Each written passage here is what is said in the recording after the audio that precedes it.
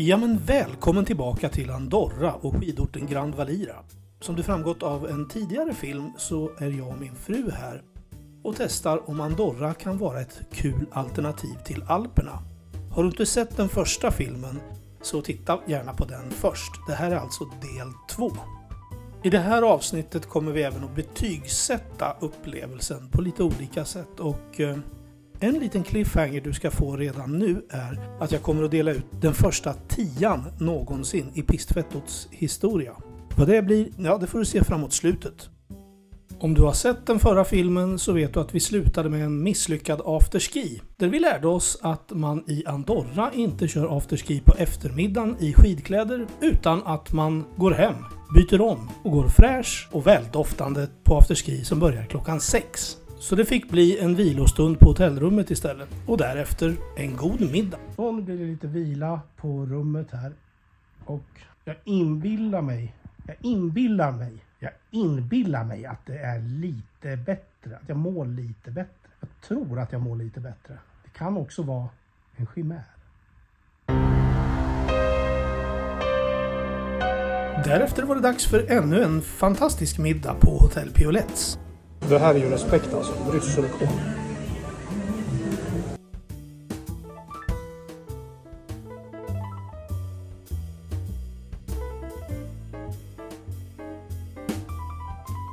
Orkar fan inte ta trapporna. Nu, vi ska ta en liten promenad här för att skaka ner mat. Skaka ner. Och medan vi vandrar genom centrala Soldeu så kan jag väl nämna lite grann om boenden här i Andorra. Närmare bestämt i Grand Valira. Det kan vara lite svårt om man aldrig har varit här och veta var man ska bo. Men kortfattat kan man säga att det funkar lika bra att bo i vilken som helst av delarna. El Tartare, Soldeu eller Pas de la Casa. Det är egentligen skitsamma för det är samma skidsystem och det är bra liftar överallt. Och det jag däremot vet är att det finns en större andel ski-in, ski-out boenden i Pas de la Casa och att många som har varit i Andorra förut väljer Pas de la Casa av någon anledning. Pas de la Casa har också det största centrumet av alla de här små orterna. Vill man ha ett maximalt utbud av shopping vid sidan av skidåkningen, ja då är det nog Pas de la Casa som gäller. Men som sagt, alla de här orterna fungerar alldeles utmärkt och har sina egna små centrum. Soldeu kan bitvis vara lite snofsigt om man nu inte gillar det. Det finns en hel del 5-stjärniga hotell här som har ganska hög svansföring, men jag tycker sånt är trevligt så att jag har ingenting emot det. Och så bör vi nämna en grej när det gäller Hotell Piolet's Center Soldeu där vi bor. Det finns ett annat hotell som heter Piolet's och jag tror det heter Piolet's Spa eller något liknande. Det är mycket dyrare, men det handlar inte om en hotellkedja som heter Piolet's utan det är 2 helt olika hotell. Det är rätt många saker som heter Piolet någonting eftersom det betyder ishacka på katalanska. Eventuellt även på spanska. Jaha, då var vi tillbaka i vår del av byn. Tillbaka till 132.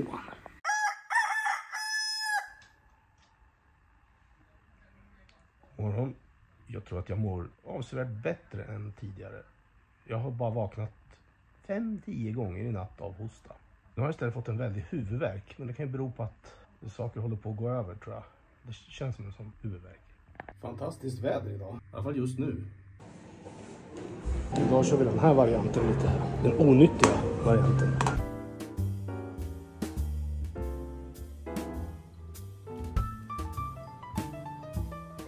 Ja, vädret var ju oväntat bra så nu gäller det att snabba sig på att komma ut i backen.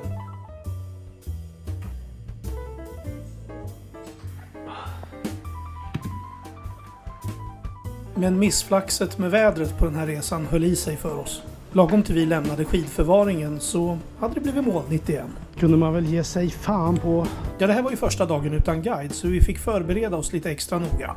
Dit, sen kan vi ju ta ner så som vi har gjort. Upp så, åka lutt lite här. Åka lutt lite här. Sen ta oss tillbaka liksom bara. Det är väl vad vi vågar innan vi kan systemet liksom. Så jag måste tillstå att jag är gravt besviken på vädret. Anledningen till att man beställer resor så här sent på våren, det är ju för att man vill ha, det ska vara sol, det ska vara plusgrader, de ska ha problem med snöbrist i backarna. Backar ska vara stängda för att det är snöbrist. Det ska vara uteserveringar öppna, man ska sitta i solen, ta en Aperol, lyssna på discofläskadunka och det ska vara härligt. Och den här resan var tänkt lite grann som en uppladdning inför att jag började ett nytt jobb. Och då kände jag liksom att jag ville ha en sån skön vårskidåkningsresa, så vi beställde så sent det bara gick. Men vi kommer hit och det är något slags jävla januariväder. Jag kan inte påstå något annat än att jag är gravt besviken på vädret. Det är ju givetvis ingenting som ska återspeglas i betyget på den här anläggningen. För en anläggning är ju inte vilket väder det är. Men däremot så måste det sägas att det är tråkigt att betala en massa pengar. Det är ungefär som att åka till Thailand och hela veckan regnar bort. Lite så känns det. Okej. Jag lovar, det blir inget mer gnäll på vädret nu. Eller kanske lite. Och om du nu orkade stanna kvar trots surgubbegnället, så har vi hur som helst kommit upp i anläggningen och det var dags att börja åka lutt.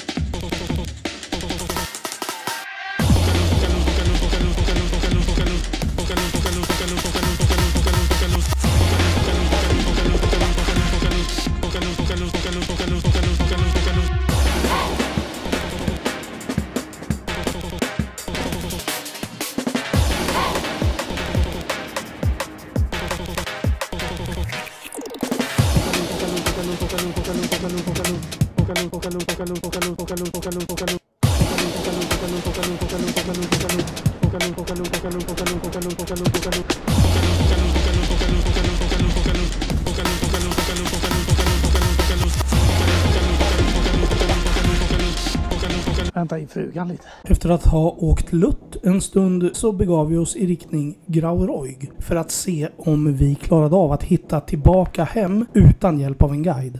Det här kan vara en av de mest obekväma storliftar jag har åkt. Utmanas av en tvåstolslift i Champoluk. Den var fan snäppet värre. Men annars, den här är riktigt grisig att åka. Jag gör ont i ryggen.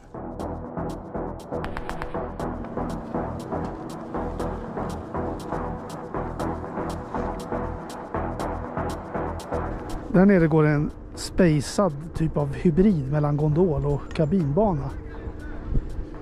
Den är tydligen bara till för att ta folk från någon liten ort här nere i dalen upp i systemet. Så den får man ingen anledning att åka om man bor här uppe i Soldeu. Det är lite synd, för jag tycker det är roligt med nya liftar. Knasiga liftar. Nu ska vi leta reda på en pistkarta här så vi vet vart fasen vi ska ta vägen härnäst.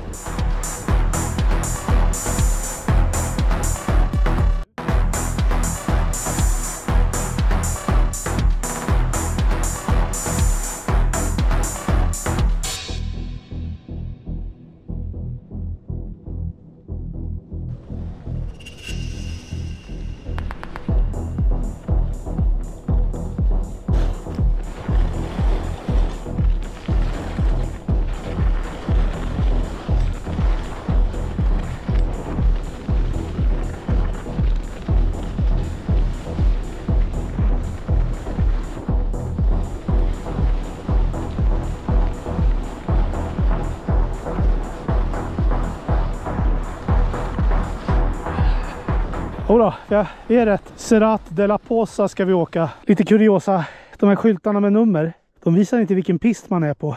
Utan de visar hur många 100 meter det är kvar av pisten du är på. Ovanför numret står namnet på pisten. Så det kan vara lite förvirrande.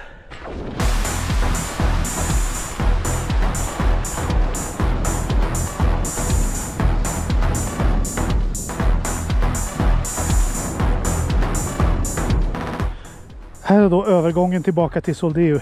Där nere i svackan finns en liten replift som man kan ta hjälp av om man inte får tillräckligt med fart för att komma upp där.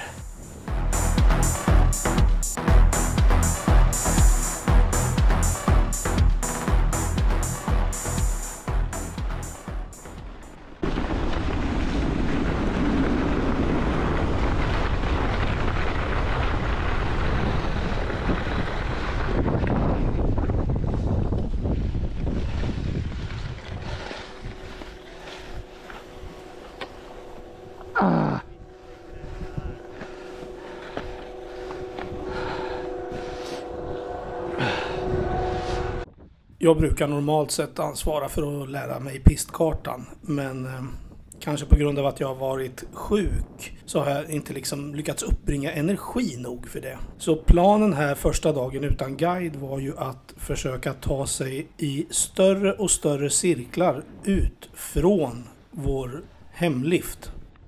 Ja, då var vi här igen. Vi tar lite längre exkursioner för varje vända innan vi lär oss hitta. Kom igen nu solen. Spräck detta sketna molntäcke. Och Gud hörde bön och spräckte molntäcket. Eller inte. Det blev liksom inget av med det där cloudburst-scenariot, utan molnen fortsatte ligga som ett lock över Grand Valira. Jaha, då var vi här igen. Nu ska vi ta en annan backe ner och hitta något att käka. Men vi slopade snart planerna på att ta oss längre bort från Grauroy när vi såg att solen fanns hemma i Soldeu. Det övertrumfade i det här läget allt, så vi åkte tillbaka dit igen. Den som primärt letar efter breda välpreparerade carvingpister hittar något av ett paradis här i Grand Valira. Det finns väldigt många sådana pister. Alltså glasspister där det är skönt att bara ta ut svängarna ordentligt och trycka på lite. Utan att det blir för brant eller att man överraskas av för många ojämnheter i underlaget. Så letar du efter den typen av åkning, ja då är den här anläggningen helt perfekt.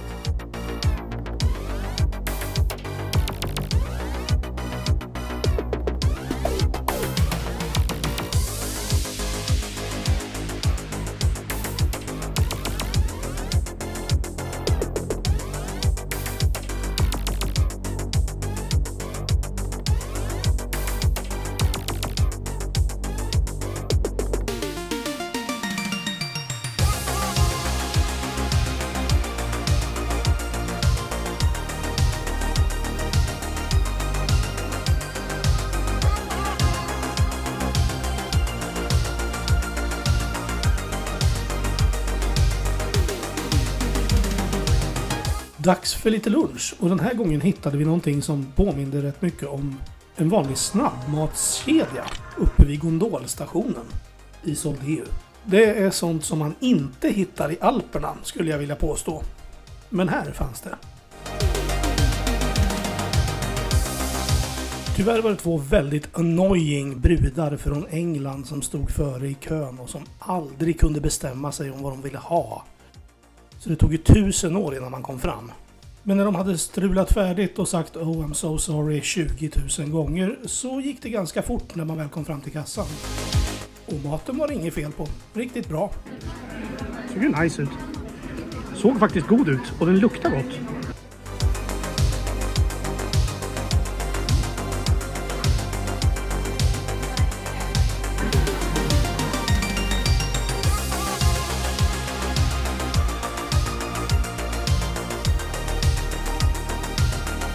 Efter lunch behagade solen titta fram som kortast och värma upp en stelfrusen nordbo lite.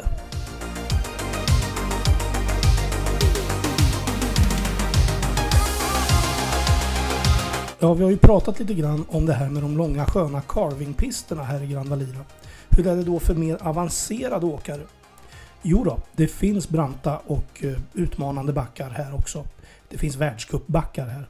Men det bör påpekas att de pister som är brantast, de mest utmanande, ligger ganska långt ner i systemet. Så det kan vara en vettig idé att ta de pisterna tidigt på dagen innan det blir för varmt. I alla fall om man är här på våren. För då blir det väldigt slaskigt i de här pisterna som ligger längst ner i anläggningen. Och just med tanke på den här slaskigheten på eftermiddagen så valde vi att avsluta vår tredje skiddag med att ta gondolen ner sista biten.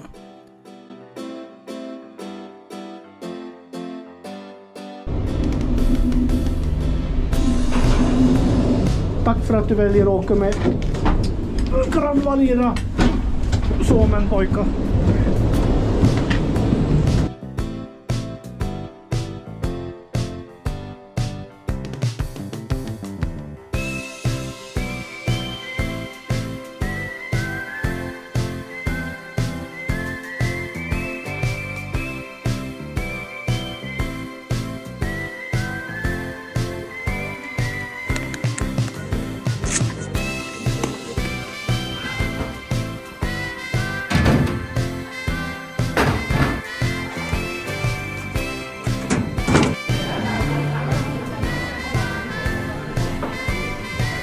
litet toastopp. Men vi ska tydligen på en shoppingrunda. Hej hej! Hej!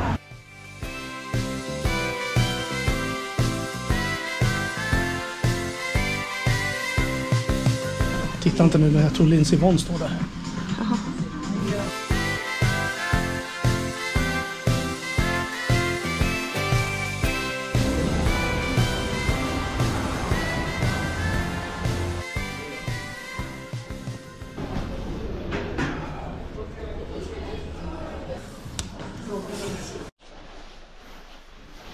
Och nu ska vi gå på ätarsti. Ja, Fat Alberts alltså, stället man ska vara på i Soldeu på afterski.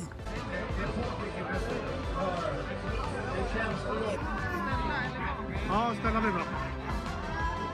Det var trevlig stämning och det blev ett par bägare, men sen orkar man ju inte med mer när man är 50 plus.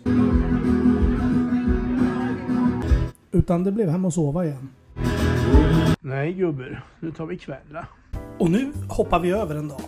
Varför gör vi det? Jo, för att på torsdagen åkte vi till ett annat skidsystem som heter Arcalis. Och det blir ett eget avsnitt som du får hålla utkik efter här på kanalen. Så vi går rakt på fredag. Det är fredag.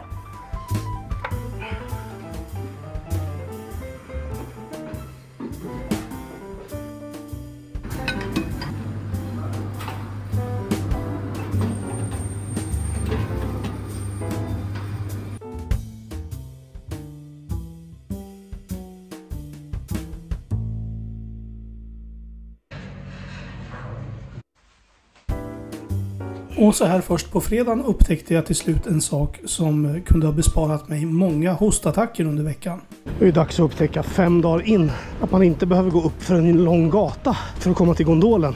Man har slitit i onödan. Det gick nämligen att gå neråt och sen ta hissen upp till gondolen istället. Ja.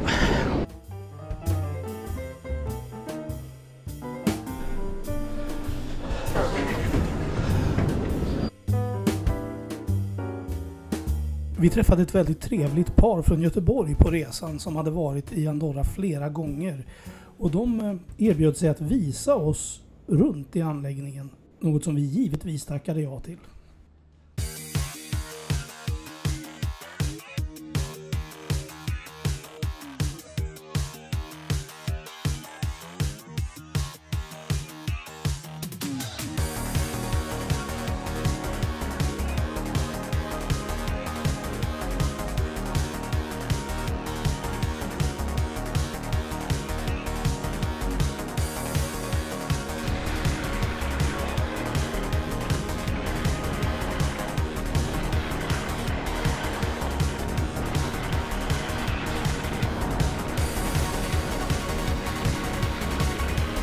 Här i en av backarna fanns det någonting så snajdigt som en Veuve Clicquot-bar. Tyvärr var den stängd. Antar att den var stängd för säsongen.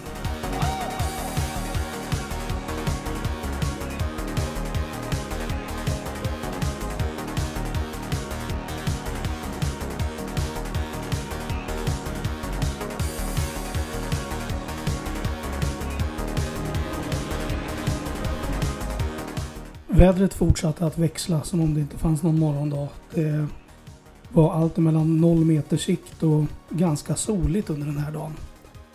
Så man visste ju inte om man skulle skratta eller gråta.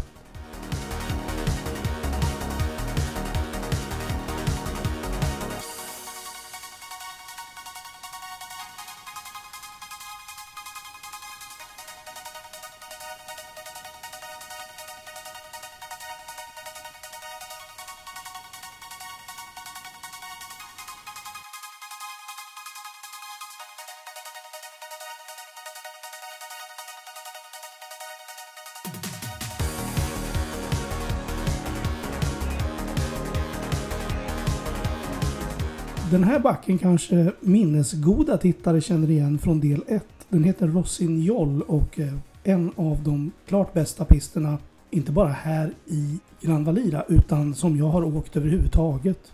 Den är riktigt, riktigt nice och en kul utmaning är att försöka orka med att köra den hela vägen från toppen till botten utan att stanna och pausa.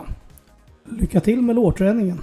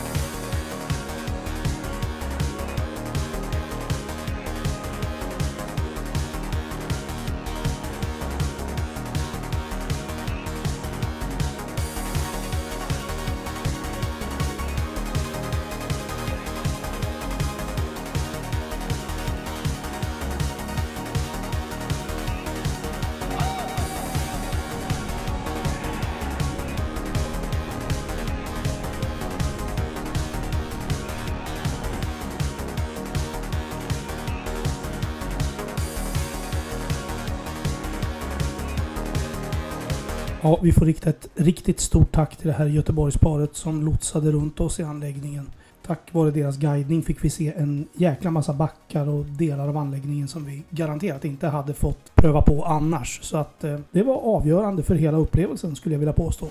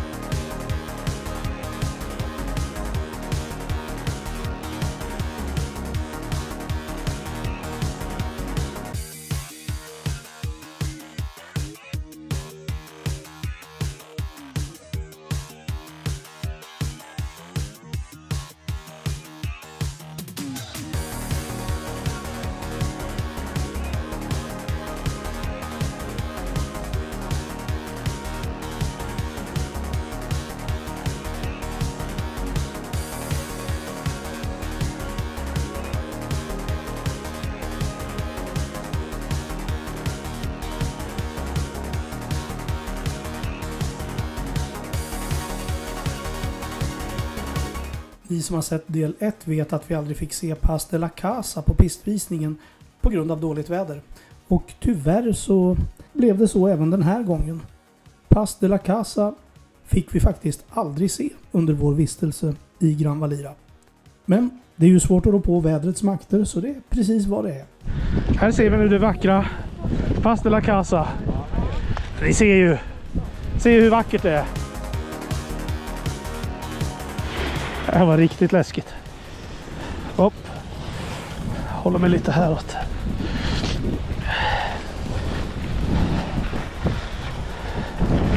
Jag har ingen uppfattning om hur backen går. Om det är upp, ner, is, snövall, ingenting. Det är som att köra med en halv flaska Jäger innanför bältet.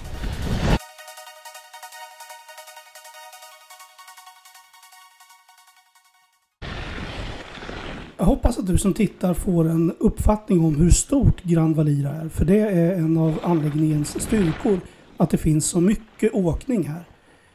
Jag hoppas verkligen det går igenom på filmen nu.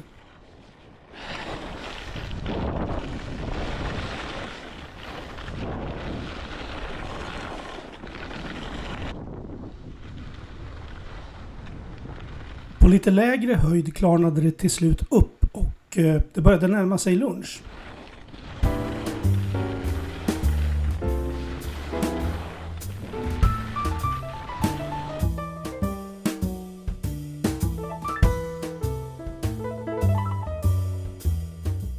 Lunchen var i vanlig ordning god. Jag tog någonting som heter bergets risotto. Den var ruggigt smaskig. Och gick väldigt snabbt att äta upp. Efter lunchen blev vädret riktigt bra och det gick att använda liften som en solstol. Perfekt uppladdning inför Quality Travels champagnebar i snön.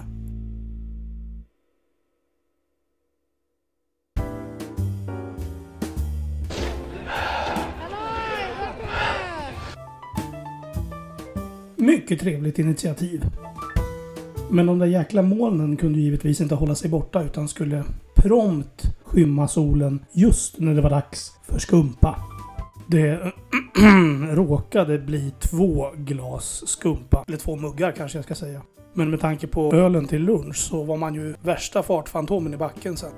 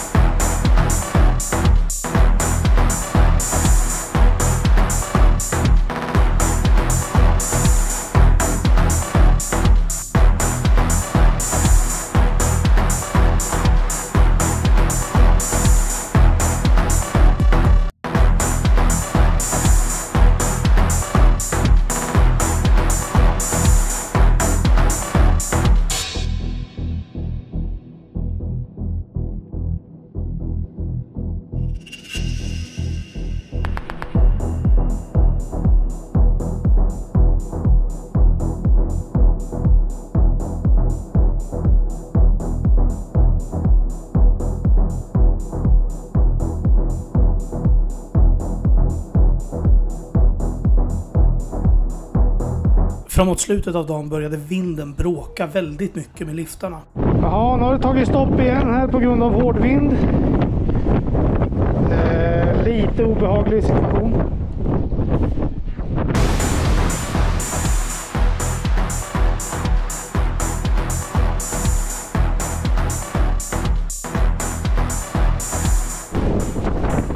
Nej, det här... Det jävla väder.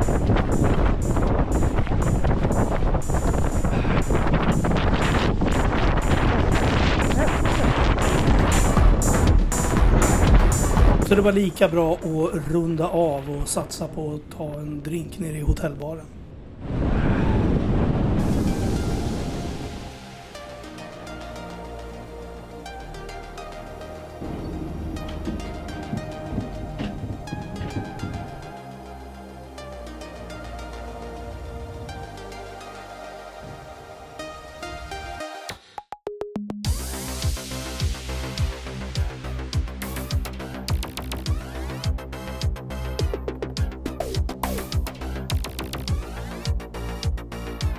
Så där ja. Betydligt skönare än orkan och drivis. Här på hotellets terrass är det faktiskt ganska idylliskt överlag. Även om baren stundtal kändes något underbemannad. Och efter några väl valda drinkar var det dags för middag igen.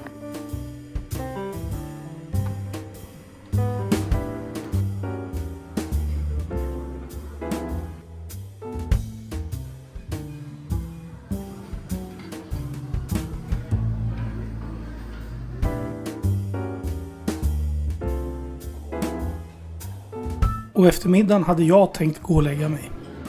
Alltså jag hade tänkt det. Jag vill bara gå och lägga mig, men min fru insisterar på att vi ska ta en promenad innan. Så får vi göra det då.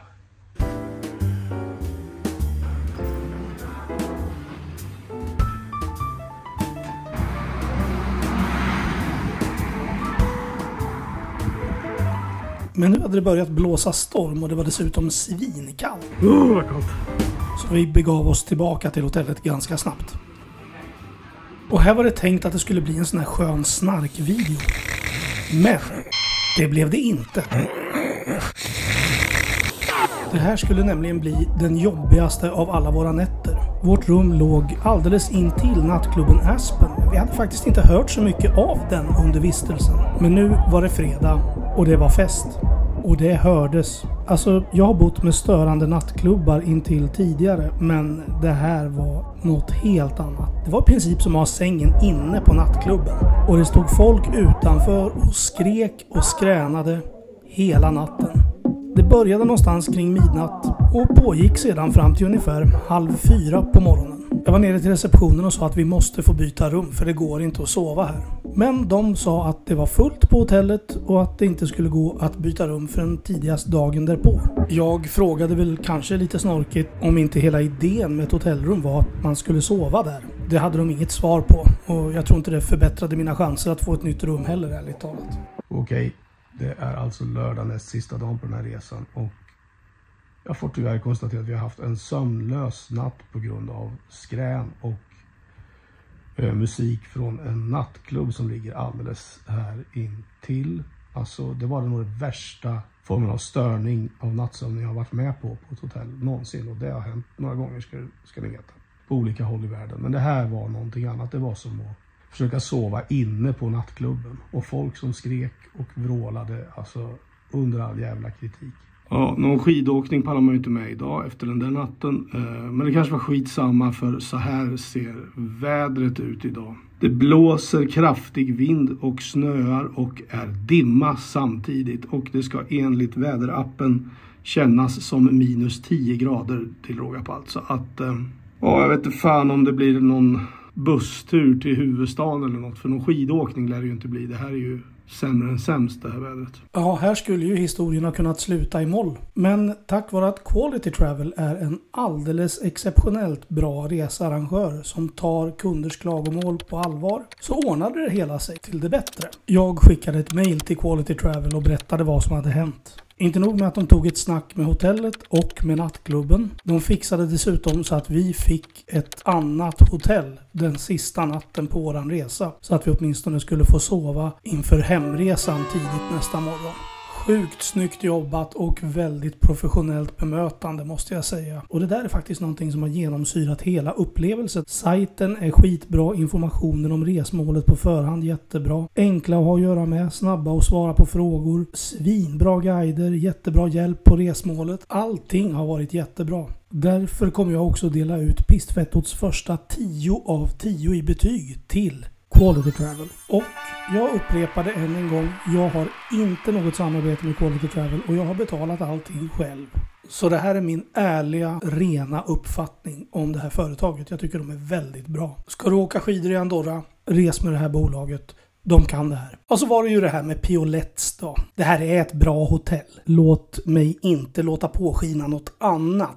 Vi hade otur. Tydligen så var det så att det var en avslutningsfest för säsongare på nattklubben Aspen. Något som givetvis medförde att det var lite mer tjo och kim än normalt, om man säger så. Och hotellet har faktiskt i övrigt varit jättebra och vi har faktiskt inte hört någonting från den här nattklubben under våra övriga nätter. Ja, kanske lite, men alltså inte mer än man står ut med. Och ett tips i all välmening är att om du bokar det här hotellet, för det kan jag rekommendera dig att göra, så är det att be om att få ett rum som vetter mot backarna och inte mot centrum. Då eliminerar du praktiskt taget risken för att störas helt och hållet. Och jag ska ta och slänga in ett betyg på Piolets då. Ja, det är ju inte Shangri-La, Shanghai liksom, men det är ett riktigt bra hotell. Jag tycker att det är värt 7,5 av 10 pistfettor. Yeah, it's pretty good. Men tillbaka till lördagen och den här sista skiddagen som ju inte blev någon skiddag. Och vi var inte direkt ensamma om att slopa det här med att åka skidor. Jag tror att 2 personer ur hela den grupp som var med på resan som valde att testa att åka skidor den här dagen. De sa att sikten uppe på berget förvisso var mycket bättre än vad man kunde tro när man stod där nere. Men fasen alltså, när det var som värst kunde man ju fan inte se gondolerna från hotellet ens. Helt skadat väder. Wow. Och kolla hur de vajar i vinden. Alltså jag är lite småkritisk till att Grand Valira väljer att ha öppet när det blåser så här hårt, för att det där måste vara farligt. Förklaringen som cirkulerade var att Grand Valira måste betala tillbaka priset för liftkortet om de inte håller en viss procentuell andel öppet. Och att de därför kanske chansar lite med säkerheten. Jag vet inte om det stämmer, så det ska vi låta vara osagt om det är sant eller inte. Men det var den förklaring som cirkulerade. Nåväl, vi gick på en restaurang som guiderna hade rekommenderat och käkade lunch och blev inte besvikna. Lite gött kött. Det här var jättegod mat. Och sedan gjorde vi det som de flesta skandinaver gör när de är lite uttråkade. Dricker öl. Och faktum är att det var lite småmysigt att sitta och dricka öl och titta på stormen utanför i hotellbaren. Och precis som jag berättat tidigare så hade Quality Travel fixat ett annat hotell åt oss natten lördag till söndag. Eftersom nattklubben Aspen inte kunde garantera att det inte skulle bli baluns även den här natten.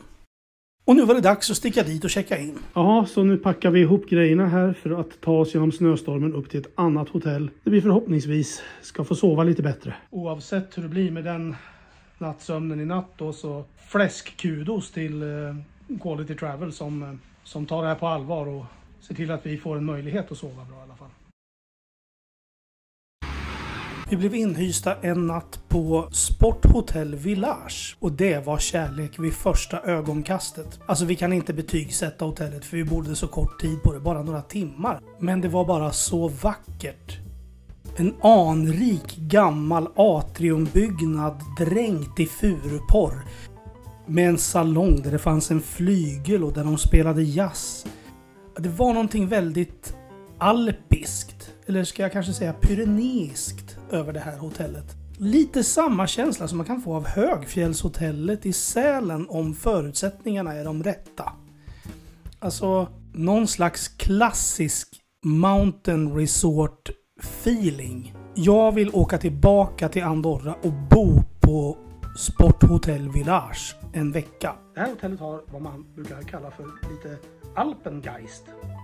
Jag minns inte nu om det var mycket dyrare eller lite dyrare eller rent av billigare eller samma. Jag för mig att det inte skiljer sig jättemycket, men det är sånt här så alltså man måste ju åka hit för att veta vad man vill ha lite grann.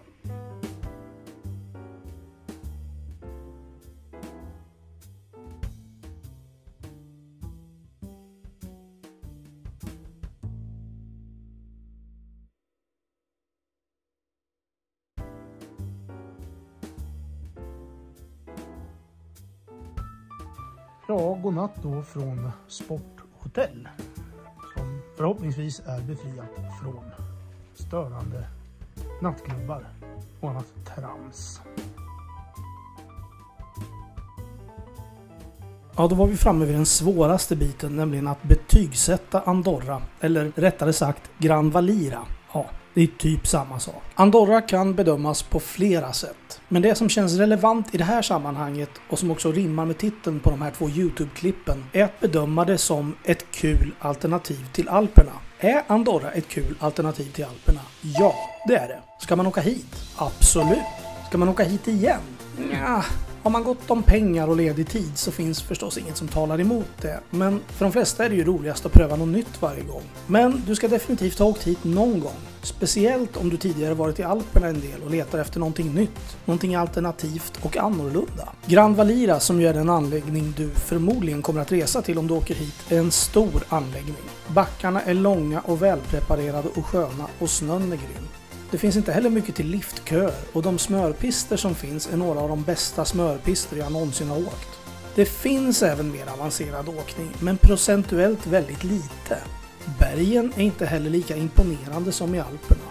Och det är inte lika restaurangtätt i backarna som i Alperna. Men det här är ju å andra sidan inte Alperna. Det är något annat. Och det är kul med något annat. Och det ska förstås med i betyget. Någon undrade i kommentarsfältet till den förra filmen hur det mäter sig med Alperna och de skandinaviska bergen. Svaret är att det är mer som Alperna än som Skandinavien.